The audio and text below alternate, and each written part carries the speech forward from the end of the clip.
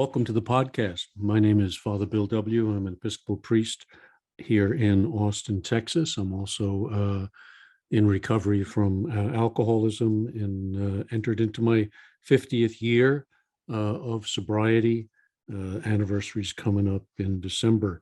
So very, very grateful for the journey of recovery that I've had, for the teachers that I've met along the way. And one of those teachers is Robert A. Johnson. And in this series, it's titled Inner Gold. And we're looking at one of Johnson's lesser known books, and it's of the same title, Inner Gold. And it's a study of psychological projection. And his thesis is basically this, that we are rich internally. We are children of God. And he describes that as the gold, the inner gold that each of us carries inside of him or herself. And that gold feels very weighty. It's like it's more than we can handle. We can't believe who we really are. And so we have a tendency to project that out onto the world, out onto other people, and we idealize them.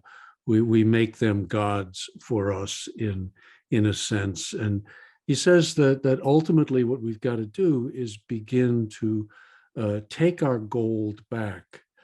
And it's really another way of saying discover who we really are and come to accept that at the deepest levels of self. So that's what we explored in the first couple of episodes, how that projection works. And now he wants to go a little deeper. This is his chapter 2, and it's about loneliness, which is really something that we alcoholics and addicts know a great deal about. The big book says somewhere, we know loneliness as few other people do. Why is that? It's because we've cut ourselves off from so much. At least the way I look at it is I entered into a relationship with alcohol that took the place of people, took the place of my true self, took the place of God, and that was my companion. And then it abandoned me. And so loneliness is really where we wind up. So I'm kind of looking forward to doing this chapter with you. I think Johnson gives us some really good insights into what's happening here. And again, as I did in the first couple of episodes, I'm going to do more reading than I usually do, but Johnson is a wonderful teacher, and I think he says things far better than I could. So let's just kind of jump right in. We'll listen to what he has to say. I'll make a few comments along the way, but try to keep them to a minimum. As I mentioned before, he has little sub-chapters, subtitles in his chapter. And this one begins with myths of loneliness. Johnson starts off saying, I suffered so much from loneliness in my early life. It took me years to understand that this is a modern ailment. In places with traditional lifestyles, there seems to be little or no loneliness. In India, a friend told me, Robert, I've never been lonely in my life. I don't know anything about it.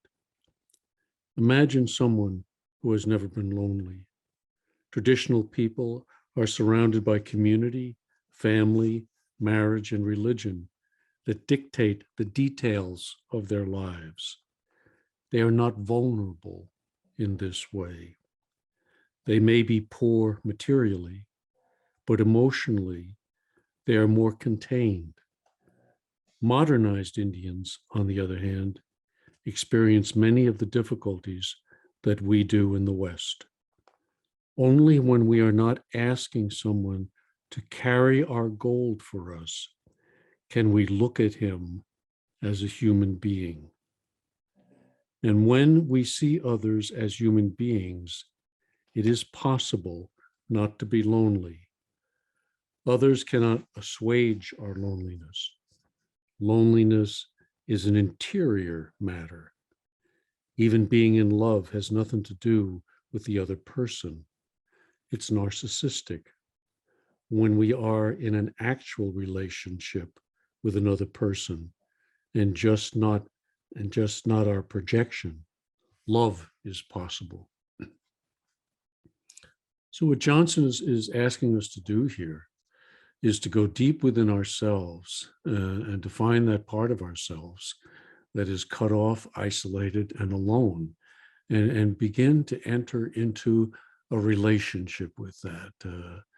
Some authors call that our true self. The big book says what? The great reality is within.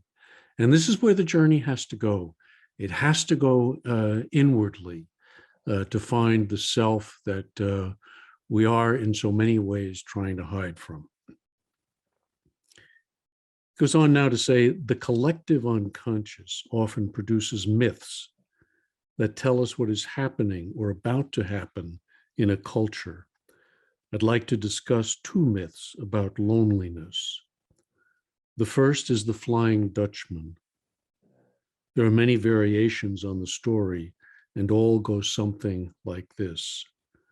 A young man has committed an indiscretion, a transgression that resembles the one that caused Adam and Eve to be expelled from the Garden of Eden. He is the captain of the ship, the Flying Dutchman. As punishment, he and his ship are banished to sail the storm clouds where they must stay until someone loves him. He cannot ask anyone to love him. He has to wait. That's the terrible thing about loneliness. You can't ask for relief. It's a kind of paralysis. You can only hope that someone will sense your dilemma and help. The Flying Dutchman has been banished, quote, above, unquote, to the stormy upper world. Loneliness is always up there, an abstraction. There are billions of people in the world. We do not need to feel lonely, but we alienate ourselves from ourselves, and then we head up to the clouds, to the stormy aspect of loneliness. When our feet are on the ground, we feel connected to the energy of the world and don't feel so lonely. When we connect with the lower parts of ourselves, we are in relationship with others as well. The word saunter comes from the Middle Ages, when we sainted or sanctified inanimate objects, and not just people. Even the cross was sainted, and so was the earth. The earth was called sanctuary. And so when we saunter, we are in contact with sanctuary, the sainted earth. Sauntering grounds and connects us. It's an important cure for loneliness. Most of you know the thing that really interested me in the history of AA was this thing called two-way prayer, and I've been practicing that for going on 30 years now. And oftentimes, well, not I won't say oftentimes, but frequently, in my two-way prayer, I'll get the guidance: go work in the yard, go dig in the earth, get out of your head, Bill, and go connect. Because I'm an alcoholic, and ultimately my illness is one of disconnection from life, from others, from God, from my true self. And there's just something about being grounded that is the beginning of reconnecting. Humus, humility, the two words come from the same root. It's to get you down dig in the dirt. Every evening, back to the story, every evening as the winds whirl around the chimneys, the villagers hear the Flying Dutchman moaning, crying out in loneliness. They all rush indoors, closing their doors and windows to keep out this awful sound. For years, The young man lives like that, up in the storm clouds, moaning in the chimney tops of northern Germany. Then one day, a peasant maiden hears his moaning, and because of her good heart, pay attention to that one, and because of her good heart, goes out into the yard and calls to him. She asks the Flying Dutchman to come to her, and that is all it takes. He comes down and is relieved of his loneliness. They have a love affair, and his humanity is restored. Only a peasant woman in touch with the earth has the good sense to do this. Many of us are Flying Dutchmen, and our loneliness is unendurable. We have an insatiable need for entertainment. We moderns watch TV and other screens more than 7 hours a day. We search for anything that might assuage our longing, especially late at night when the howling in the chimney tops is most painful. Loneliness is on the rise, and advertisers exploit this. If you do thus and so, you'll feel better. Johnson says there are three kinds of loneliness. Loneliness for the past, loneliness for what has not yet been realized, and the profound loneliness of being close to God. The third kind is actually the solution, he says. A good myth doesn't leave you out on a limb. It describes the difficulty and also offers a solution. Subsection, loneliness for the past. The first kind of loneliness for the past, is regressive. It attacks early in life, during adolescence or early adulthood. We want to return to the place we came from. We want the comfort and security of the good old days, the way things used to be. How many times do your dreams take you back to early times? The playground, the backyard, the tree you used to climb, your grade school friends. This is the backward turning loneliness, a hunger for the Garden of Eden. There isn't much we can do about it. We can't go back. The Bible says that there is an angel with a flaming sword at the gate of Eden, forbidding re-entry. Backward turning loneliness is the mother complex, the wish to return to your mother's womb. It's especially dangerous in men because it becomes the will to fail, the propensity to relinquish power and regress. It's the spoiler in a man, stronger than most men are able to admit. When you have an exam at school or an interview for a job and you feel terrified, this is probably the fear of success. The enemy is inside. Loneliness for the way things used to be can spoil a marriage, wreck a job, and leave you inert in almost every aspect of life. No one is free of it. It is the wish to return to primal innocence. Grieving is another manifestation of hearkening back to what was. When we lose something, sadness and loneliness are understandable, but they are backward looking. It's not just the loss of the other, it's also the loss of an arrangement, a place to put our gold. We may not feel ready to take it back, to bear its weight, but all backward looking qualities are doomed. We can't go backward. One of the things I realized very intensely in my first year of recovery was that I had a system of enablers back in New York City, where I'm from originally, and I got sober in Detroit. And two things I knew about God's will and my future, and they were inextricably bound together. One was don't drink, no matter what.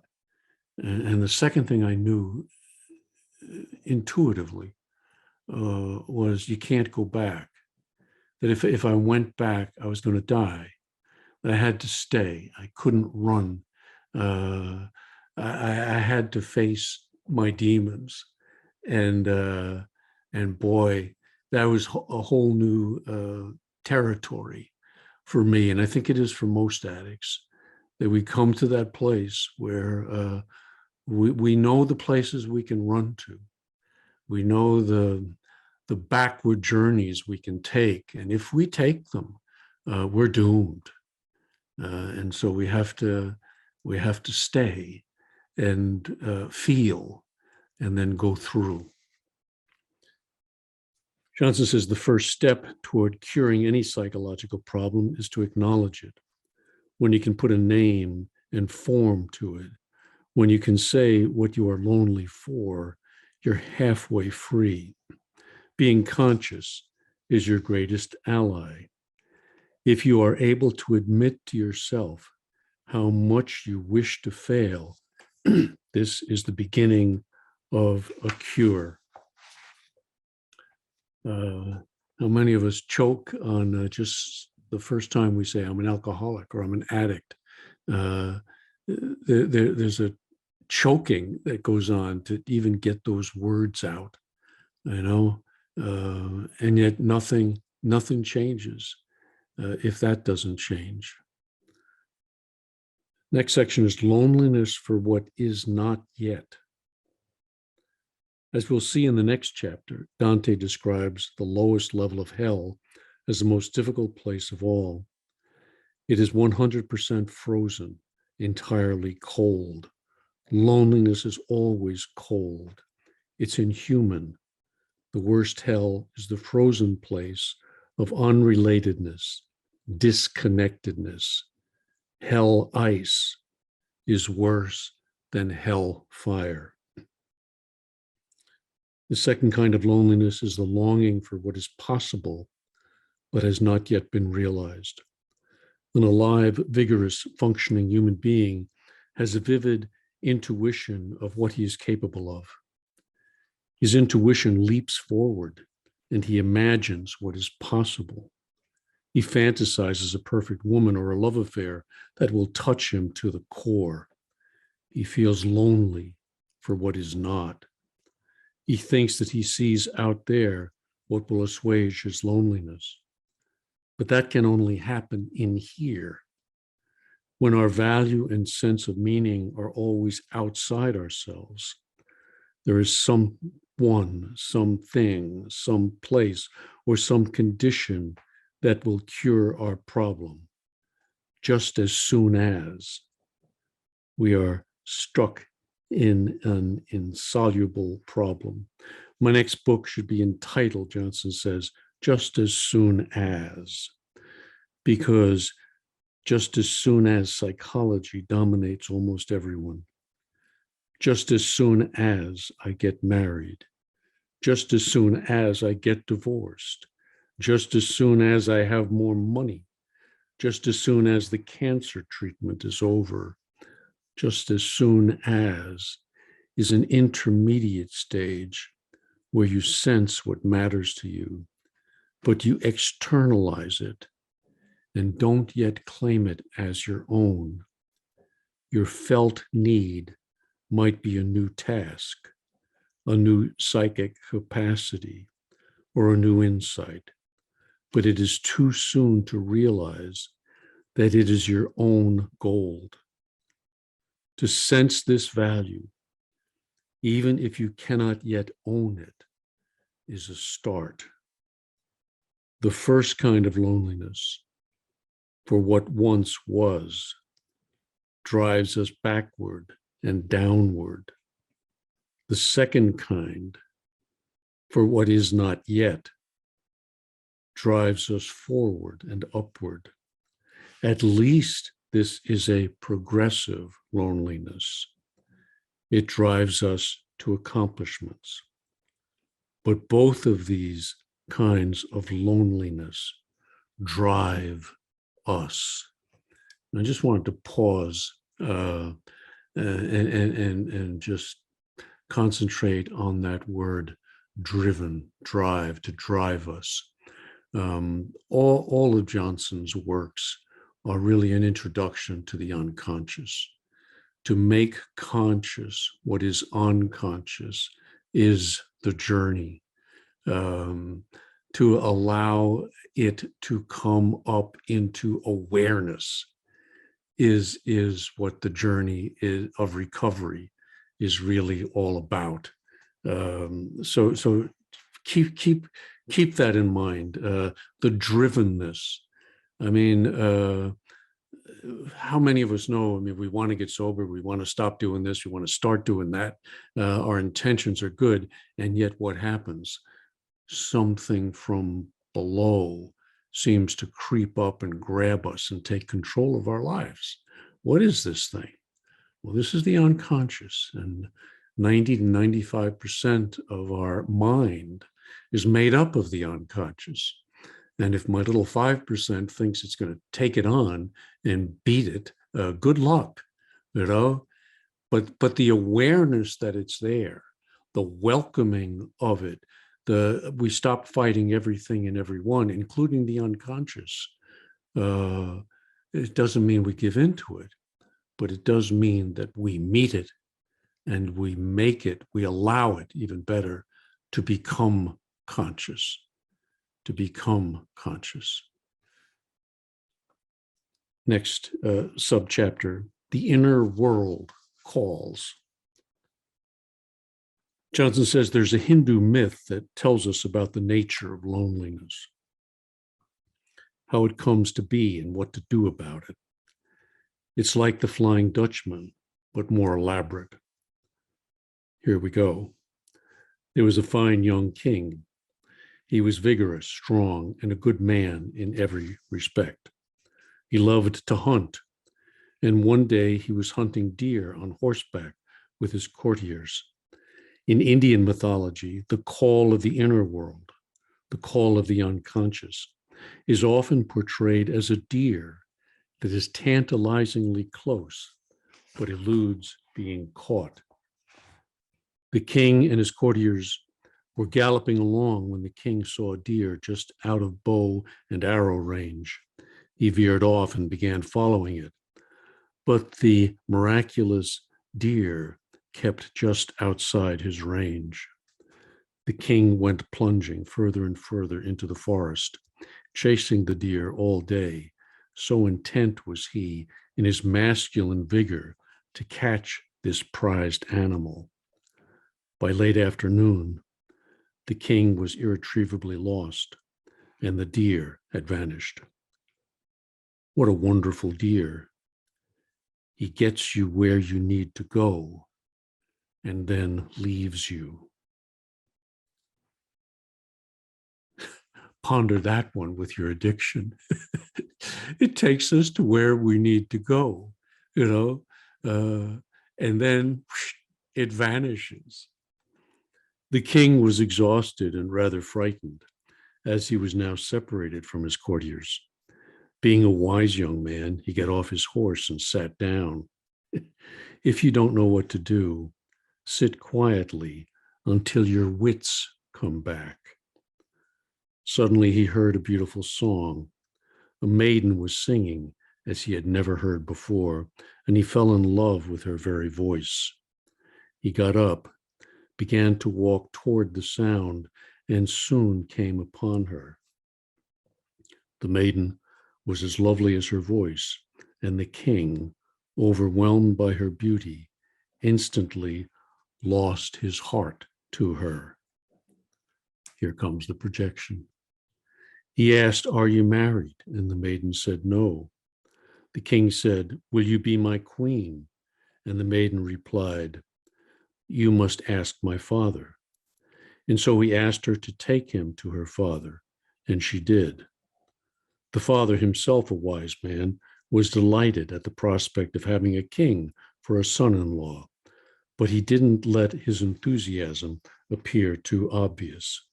So he said, "You may have my daughter as your wife under one condition. She must never see water."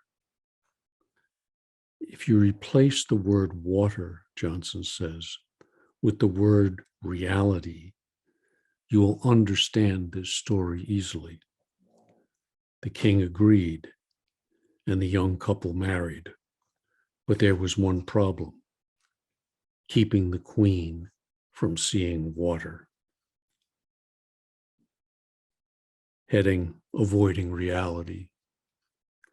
The king did his best to arrange for the queen to see no water, but the task was more difficult than he anticipated. The palace was located right along the river that ran through the royal city, so the king ordered the royal laborers to build a brick wall alongside the river.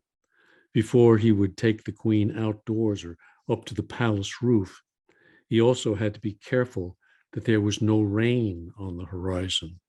In fact, the king spent almost all his time arranging things so the queen would not see water, and he did little else. The kingdom was going to seed, and he wasn't performing most of his kingly duties. Finally, one day, the courtiers cornered him and said, "You never meet with us. You're not managing the kingdom." And the king said, "I have no time. Go away." The head courtier, seeing that the kingdom was in dire straits and that there was no use asking the king again, as he was out of his mind, went to the servants and asked, "How does the palace work? What do you do?" The servants told him, "We spend all our time making sure the queen does not see water." What is this myth telling us? The king is in the throes of the forward-looking possibility, but his newfound love, who would fill his heart and bring him all the legitimate happiness in the world, has a condition laid upon her, that she must never be subjected to reality. Every love affair, every stardust romance carries this prohibition. It will work as long as you don't subject it to reality, as long as it doesn't come down to ordinary everydayness. If ordinary everydayness water, in the symbolism of the story, ever douses this fallen in love quality, the feeling dissolves instantly. That is the story of romantic love.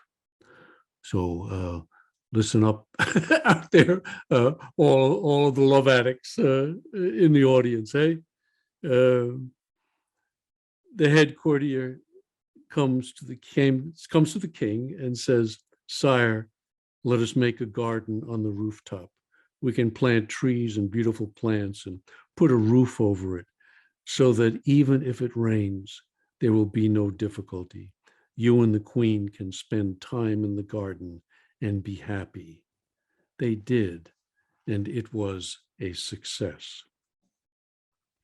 One day, the courtier asked, "Sire, are you not thirsty for the sight of water?" And the king admitted, "I'm parched, but I don't dare pursue my wish, or the queen will be in trouble." So the courtier suggested, "Your Majesty, I can build a fountain in the middle of the garden and surround it with greenery so thick that the queen will never see it. You can gaze upon the fountain in private and be refreshed." It was done. The king went regularly to the fountain, and he was pleased. Then one day, inevitably, the queen happened upon the fountain. She was delighted for an instant, and then she vanished. Our idealism, our noble motives, our loftiest intuitions perish at the first contact with reality. The queen disappeared, and the king was consumed with loneliness. Everything he wanted in the world, and he'd had a touch of it, was gone. He could not eat or drink. Nothing could assuage his loneliness. The courtiers tried to cheer him up. They gave him the best of everything. But when someone is in the throes of that kind of loneliness, He is inconsolable. Nothing anyone can do, no possessions, no amount of money, fame, or entertainment can break through that loneliness. We have seen something that we are not yet able to encompass, and it is snatched away. This is the cruelest loneliness of all. The king was in the level of hell that is frozen over, and no one knew what to do. It had never happened before, and they didn't have a cure for it. Then one wise man observed that when the queen vanished, a small frog had appeared in the roof garden beside the fountain. He didn't know what it meant, but he had seen it. The king heard about the frog at the fountain and went up to the garden and smashed it flat with his own hands. Then he declared that all the frogs in the kingdom were to be killed. For weeks, peasants trudged toward the palace with sacks of dead frogs to collect their bounties. Thousands and thousands of frogs were killed, and the kingdom was spending all of its time and energy killing frogs and carrying them away to the royal palace. The king had all the frogs killed because he thought the frog was in some way responsible for the disappearance of his queen. That's a strange symptom of loneliness. We self-perpetuate our loneliness, killing every frog we see.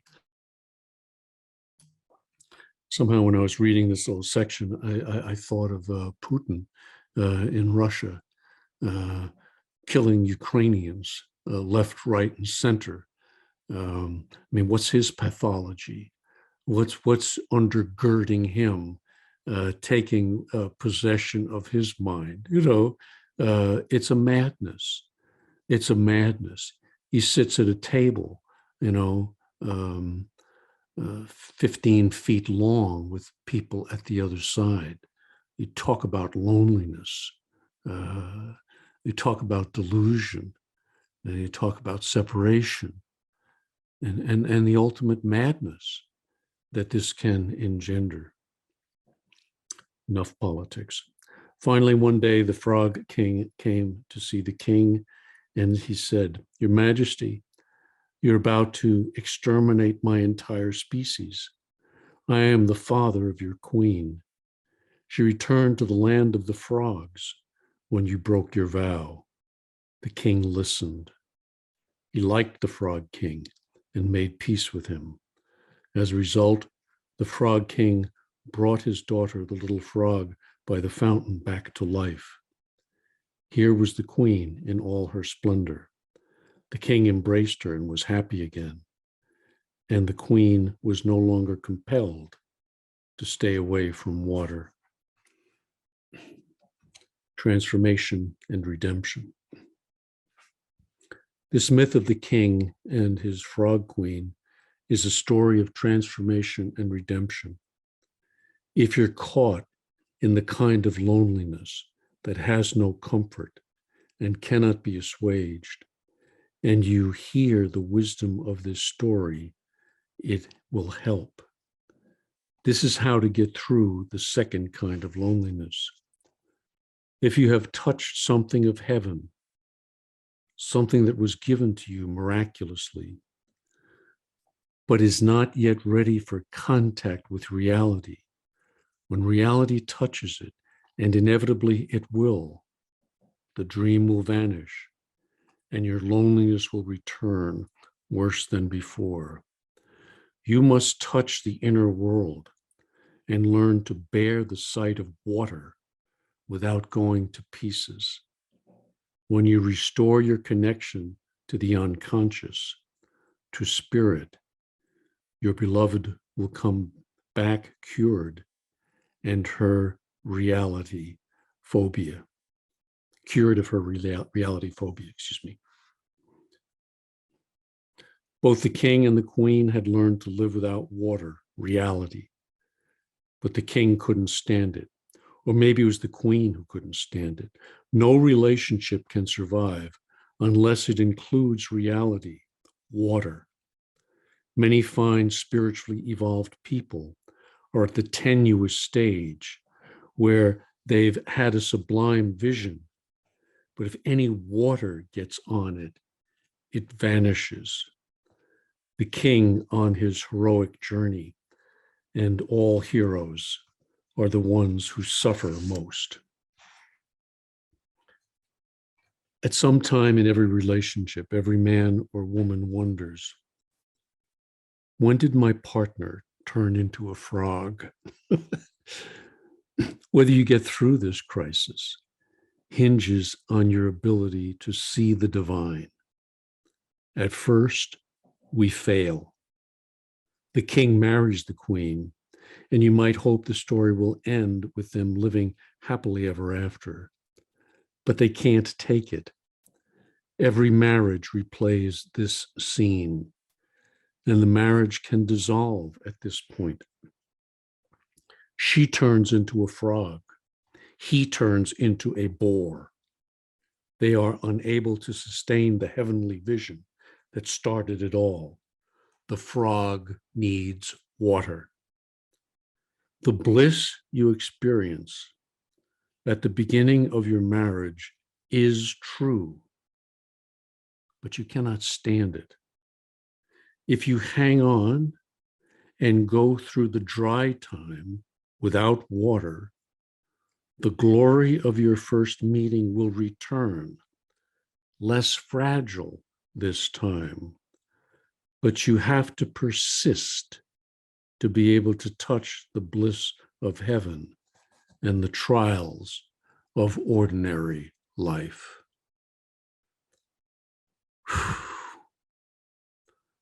What an insight that we fall in love. And the falling in love is generally putting onto that other person the gold that is within us.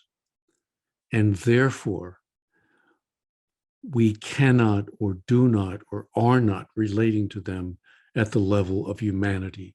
Why? Because we have glorified, deified them. All right? And they can't live up to it. And over time, that will become obvious. And then all hell will break loose. It's the story of every marriage, of every relationship, you know, that it starts off in the glory phase, but then it has to come down to earth. You know, it has to come down to reality, to the water. And this is where now I think Johnson offers us some hope, because we all are going to go through this. And it's not just with people, it's with institutions. It's a story I like to tell. I've probably told it here before, but I was studying to be a Jesuit priest. This is before my Episcopal days. I was in the Jesuit seminary, and the church had done some terrible thing. 5 or 6 of us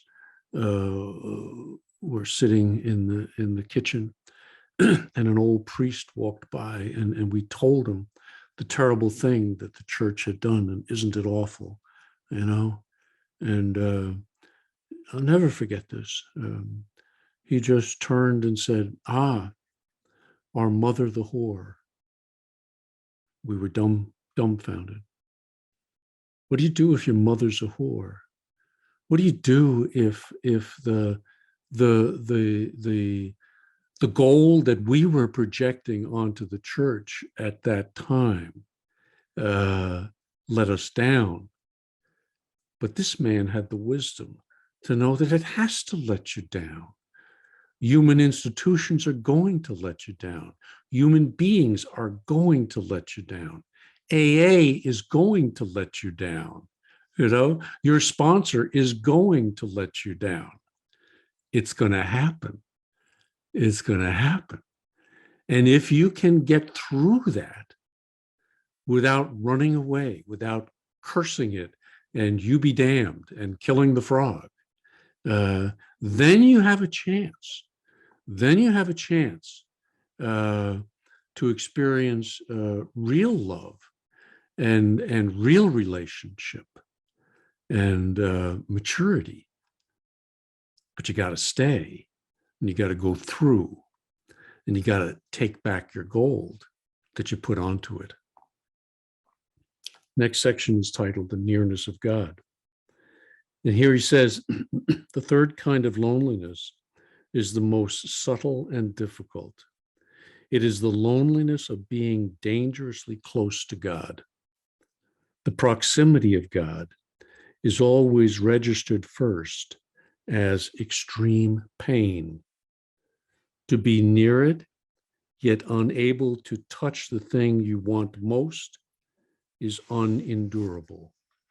The medieval proverb says, the only cure for loneliness is aloneness.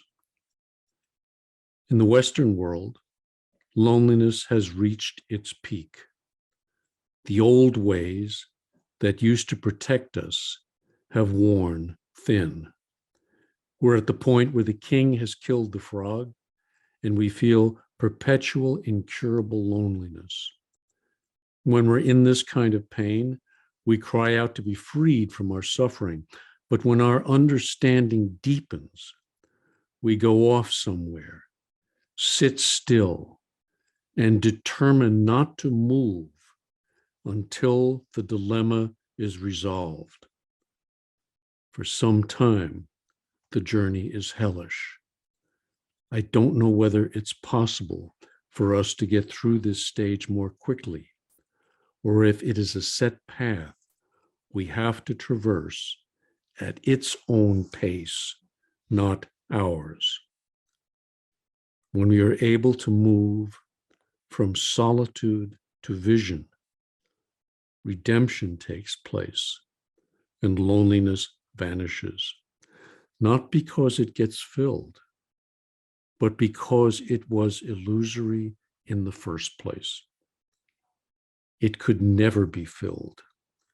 A new kind of consciousness arises that does not find the immanence of God unendurable. There never was anywhere to go outwardly, but there is a lot to do inwardly. The change of consciousness that turns loneliness into solitude is genius. Each time the handless maiden comes to a crisis, she goes to the forest in solitude. This is especially powerful in a woman's way. It is the feminine spirit. Solitude and community. As an intuitive introvert, I rarely feel lonely when I'm alone.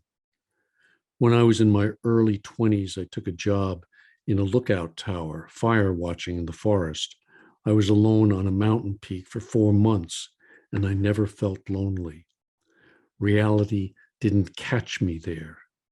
I was not in danger of my queen leaving me. But the moment I returned to civilization, loneliness descended on me like a landslide. How could I be so happy on the mountaintop and then rubbed so raw when I came back down? I didn't want to live my whole life on a mountaintop. I'm not a hermit. I had to go back and forth as the king did until the visionary life could finally stand the impact of the water of reality.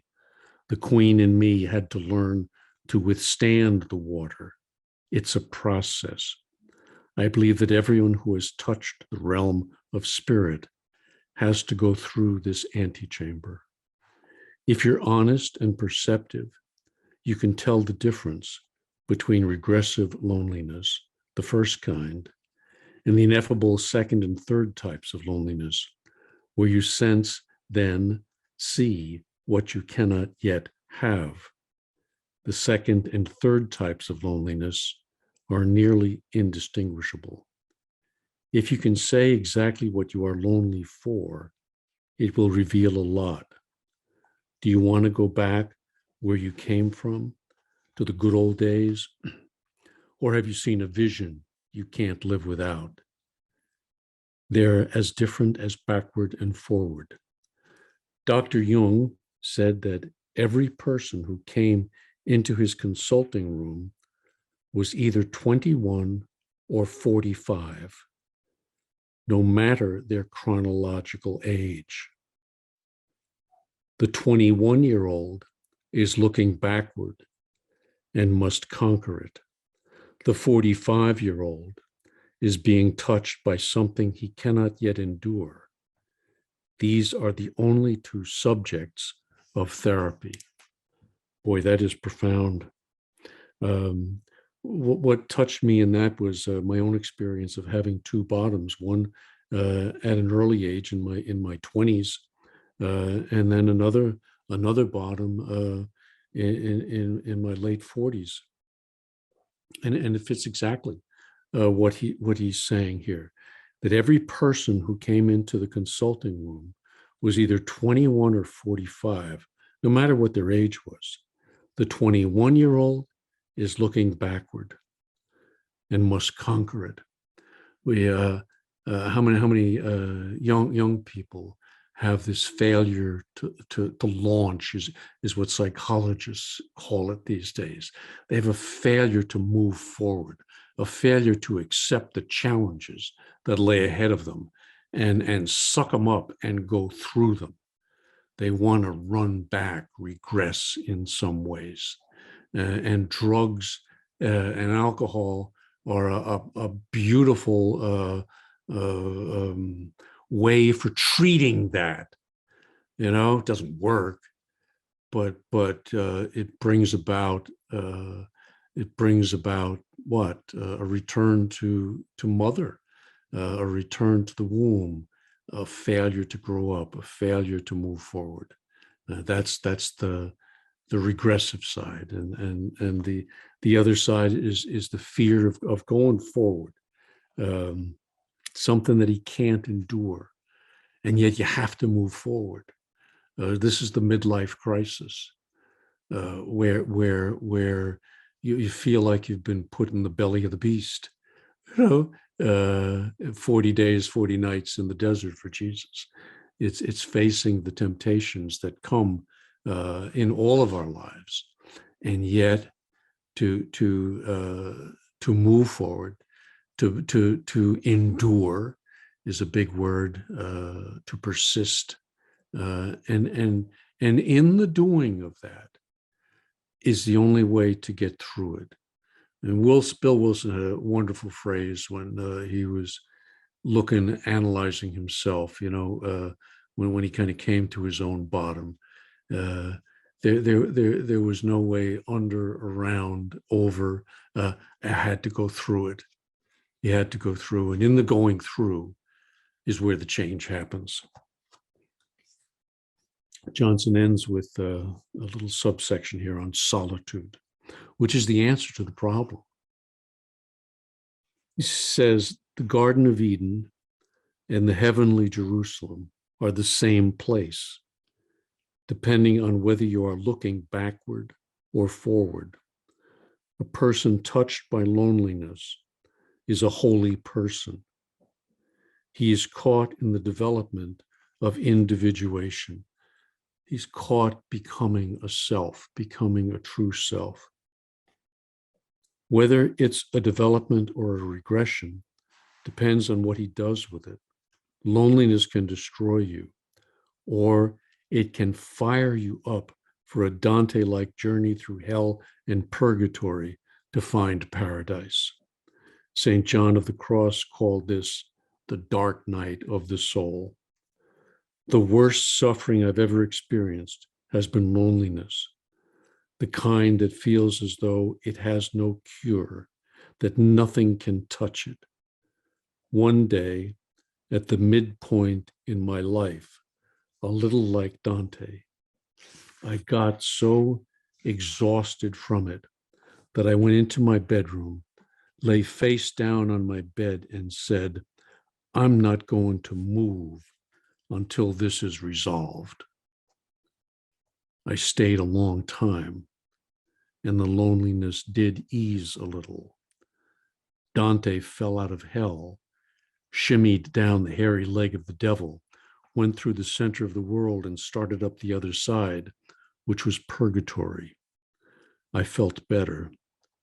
But as soon as I got up and began to do anything, my loneliness returned. I made many round trips until gradually an indescribable quality began to suffuse my life, and loneliness loosened its grip. Nothing outside changed. The change was entirely inside. Thomas Merton wrote a beautiful treatise on solitude. He said that certain individuals are obliged to bear the solitude of God. Solitude is loneliness, evolved to the next level of reality. He who is obliged to bear the solitude of God should not be asked to do anything else. It's such a difficult task. For monastics, solitude was one of the early descriptions of God. If you can transform your loneliness into solitude, you're one step away from the most precious of all experiences. This is the cure for loneliness. To stay, to endure, to stay the course. I get notes from people who are doing two-way prayer. Get a lot of them. Oftentimes, that's what I'll tell them. Stay the course.